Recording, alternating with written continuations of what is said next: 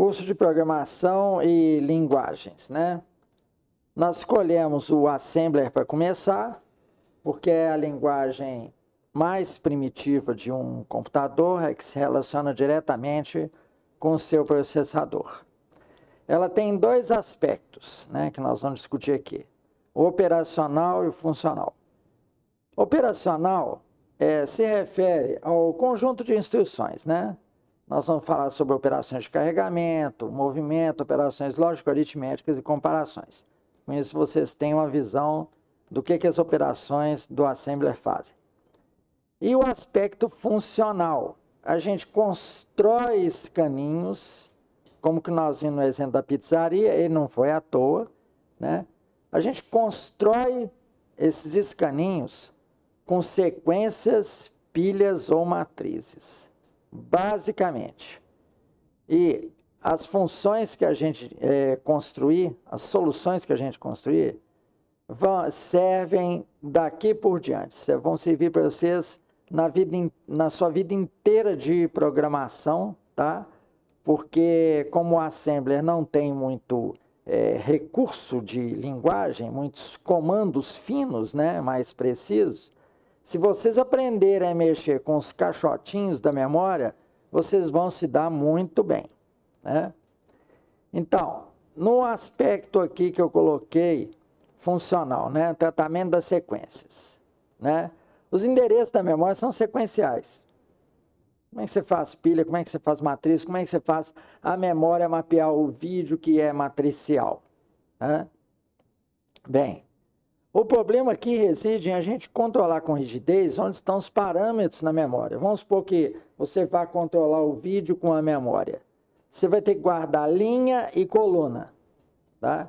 Agora, a cada vez que você tiver que lembrar que a linha está no endereço 28 das caixinhas e a coluna está no 29, isso dá muito trabalho, tá? Então, nós temos que ter um controle rígido desses parâmetros na memória e seguro, correto? Então, a solução é usar ou os ponteiros do processador, né? Ou utilizar o conceito de variáveis. A gente dá nome aos endereços, igual que eu falei aqui do vídeo, né? A gente cria uma variável com linha, outra com coluna e pronto. Elas têm os endereços. A gente nunca mais fica cuidando de endereço, tá? E nós temos que criar linguagens cada vez mais para tornar a compreensão do modelo processador-memória mais fácil, tá? Hoje nós temos aí as linguagens web que praticamente os conceitos, né, de espaço na tela, linha, fonte, cores e tal, estão muito distantes, né, do conceito de processador de caixinha, tá? Então, o pessoal conseguiu êxito mesmo, os analistas, programadores, né, conseguiram mesmo êxito nessa tarefa de tornar a linguagem compreensível para uma determinada função, manipular o modelo processador memória de forma bem fácil. Nós não vamos ficar aqui embromando de conceito, lentamente chegar nas coisas, não. Vamos dar de uma vez o aspecto operacional aí dessa linguagem.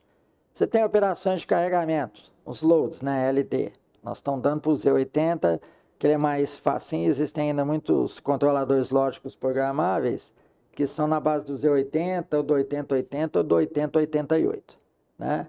Então, vocês estão vendo aí, ó, carregar o acumulador com valor 2, carregar um registro duplo 16 bits, aqui é o BC com 4.000 em hexa, né? Depois as operações de movimento. Tem linguagens que as operações entre registros, eles usam o move ao invés do LD, mas o Z80 usa o LD mesmo, tá?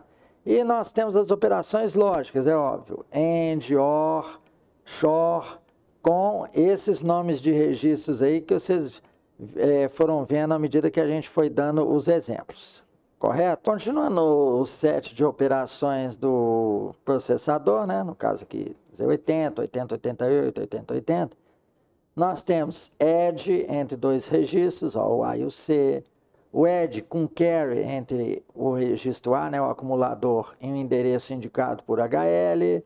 Nós temos a subtração em A do valor de H, subtração com QR do valor de D em A, no acumulador, incremento do valor do registro D, né, e o decréscimo do valor do registro B. Temos as operações de comparação, que é óbvio, vão setar o registro de flag, né, e nós vamos pegar com as instruções de fluxo, que são CP, né, compare B, né, compare endereço de HL, comparar com 48, isso tudo em relação ao acumulador. E nas operações de fluxo nós temos aí, ó, um jump, né, um salto absoluto, né, para o endereço absoluto 8080, um salto para o endereço 0420 se a flag de 0 tiver sido ajustada pelo último comando dado, né? Um jump relativo, esses só vão até 255 e tem valor positivo e negativo, ou seja, 128 para frente ou 128 para trás.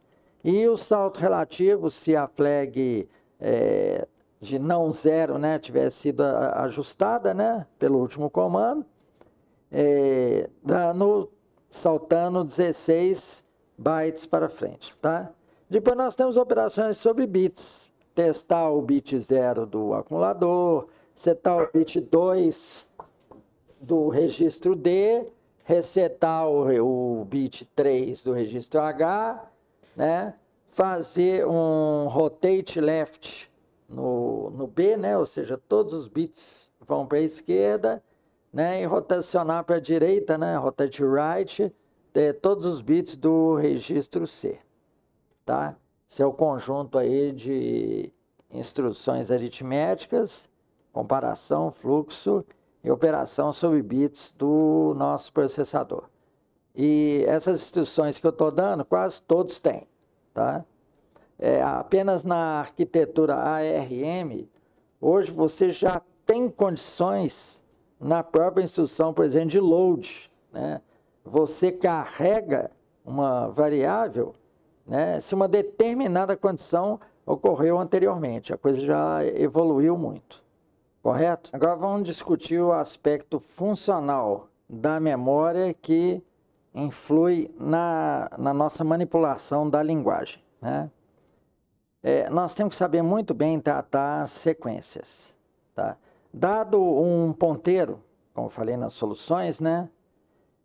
Esse ponteiro, a primeira posição dele, nós vamos chamar de 1 para os nossos fins, né? A posição seguinte, 2. Então, a gente tem que controlar esse ponteiro muito bem para não perder a posição que nós estamos. E ele vai pegar um pedaço da memória. Vamos supor que ele pega o endereço 3.421. Aquilo vai ser nossa posição 1. Pronto. Então, a gente armazenando isso em alguma variável, algum espaço de memória, nós não precisamos mais saber quem que é o endereço inicial. Tá certo? Então, nós temos que ter uma boa relação com os ponteiros. A gente tem que saber manipulá-los, tá? Depois vem pilhas. É praticamente a mesma coisa. Só que a pilha, né, ela tem um aspecto que é o seguinte: a gente empilha e o último valor que entrou é o primeiro a sair. Então, a gente tem que saber muito bem o que é que nós estamos fazendo. As pilhas em assembler, elas têm dois comandos, push e pop, que nós não demos aqui ainda, né?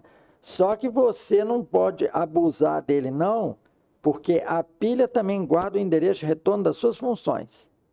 Então, se você empilhar 3 valores e antes de retornar, não desempilhar esses 3 valores, o seu programa vai voltar para um lugar que você nem imagina onde é que é.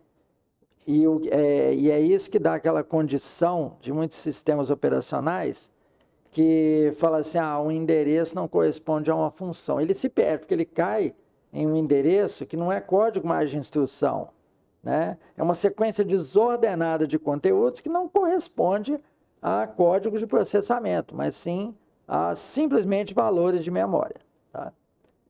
Outra dificuldade, essa a pior, é você construir matrizes.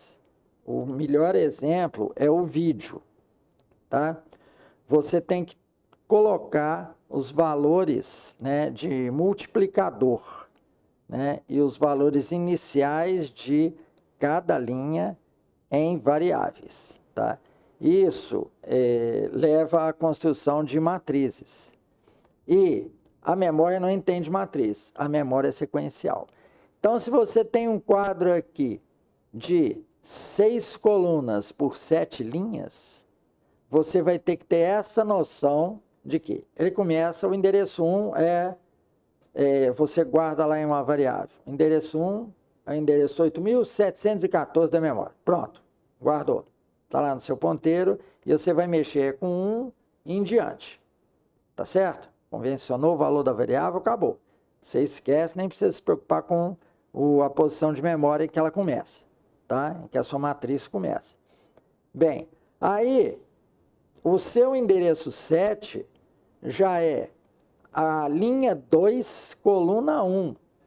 Então você tem que ter um multiplicador no seu programa. Essa tarefa é sua. Ou seja, você tem que armazenar uma variável onde você diz um número de colunas por linha. Correto? Então, a linguagem, o assembler, só te dá o recurso de manipular quadradinho e manipular bit. O resto todo você tem que fazer. Só que você vai fazendo aos pouquinhos, nós vamos falar na filosofia de programação aqui, né? Você vai fazendo bloquinhos e depois você vai pegando esses blocos e montando em um programa na sequência correta, do jeito correto, ou repetindo blocos e tal. Tá bom? Então, o recado que nós queremos dar nessa aula 9 aqui, de programação virada para Assembler, era só isso mesmo. Muito obrigado pela atenção de vocês.